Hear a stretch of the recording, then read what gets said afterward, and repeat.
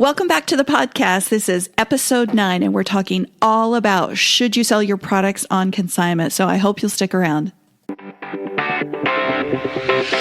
Welcome to the Product Biz Made Easy podcast, where we help you scale your product-based business. Your award-winning host and serial entrepreneur, Becky J. Anderson, created an 8-figure product-based brand that was sold all over the world and in big box retail stores. Each week, she will be sharing sales strategies, marketing advice, or inspiring interviews to help you scale your product-based business. Now, on to the show.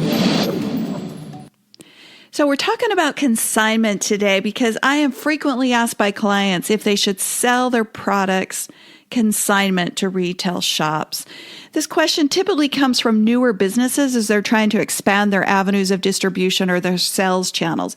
So let's start with what is consignment for those of you that have never done it and aren't sure how it works. Consignment is essentially when you are lending your product to a retailer. You don't have to run the risk of rent, overhead, labor, salaries if you're selling it on consignment. It's somebody else that already owns a store and they want to sell your products, but they don't want to take the risk of paying you for the products. So let's talk about what are some of the pros and cons of selling on consignment. Some of the pros are you get new accounts. And you don't have to worry about the overhead. Like we said before, you don't have to pay all the insurance and all the taxes and all the rent and all the lights and the labor and that kind of stuff. So that's definitely a pro. You don't have to have the overhead. But some of the cons, you run the risk of not getting paid and getting the product returned to you. So I'm going to go through a list of 5 things to watch out for if you are considering selling on consignment. And the first thing I want you to think about before you decide to give your product to anybody without paying is this. Is this store a good fit for your products? So does the store you're considering have a good mix of products that your products would blend with? For example, I'll use candles because I was in the candle space. I wouldn't want to sell candles in a clothing store. I would want to put my candles in a home decor store. So ask yourself, does the store you're considering have products that would complement your products? If the mix of products is a good fit, you have a higher probability of getting paid.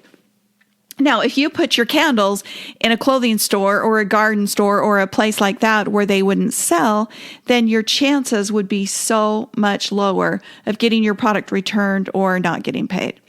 So the second thing I want you to think about is the store in a good location and do they have traffic? The store needs to have the potential of getting people into the door to buy your products. So is the store in a good location? So for example, when I was opening up my retail store in the mall, I went and sat there and watched how many people carried bags in the main circle of the mall versus in the aisle or the hallways of the store. So the rent, I was trying to decide where to rent, and down the hallways got a lot less traffic, and the rent was so much less. And I was tempted to go there, but after sitting there for an afternoon and watching how many people didn't go down hallways and how many people were not carrying sacks out of the hallways and how many times those stores turned over, I decided to take a chance and rent in the main hallway or in the main circle of the mall. So check the location. If it's local to you, it's definitely worth a visit to check. If it's not, at least find out, is it in a high traffic area? The third thing that I want you to watch out for is make sure that you set an agreement upon the timeline for how long you're going to leave your products in that store until they have to pay you. I've seen some consignment deals go really bad, and you can assume typically that they will pay you in 30 days. But 120 days later, if it hasn't sold and you haven't been paid, at what point are you going to say, I want my product back? So make sure that you have that timeline in place. You may also want to consider what kind of condition it has to be in, because I've seen some really bad situations there, especially if it's sitting on the store shelves for 4 to 6 months and it doesn't sell. It gets handled by people. It starts to, not look as nice. And then the chances of it selling are not as good. So the fourth thing I want you to think about before you decide to sell your products on consignment is what are the payment terms and when are they going to pay you? I've seen some consignment deals go really sideways due to payment terms. So don't assume you're going to get 50% of the retail back. A lot of consignment stores only pay you 25% of retail. So make sure that you have it in writing. What is the percentage you are going to get? Because typically when you sell your products wholesale, you get 50%. But a lot of these consignment stores will only pay you 25%. So make sure you're very, very clear on that. And the fifth one is plan for returns and get it in writing. Have a thorough understanding of the return policy of the store you're selling it to. I have seen Bath & Body products just thrown in a box, rolling around without packaging when they came back. And by the time they got back to the vendor, it was all ruined. They were dented bottles. They were leaking all over. Everything in that box was destroyed. So it was just like they took that product and threw it in the garbage. So make sure there's a clear expectation of how that product is going to be returned to you, the packaging specs that you expect and the shape that it's in. Should it be put back in its original packages? Who is going to pay for the freight when it gets returned?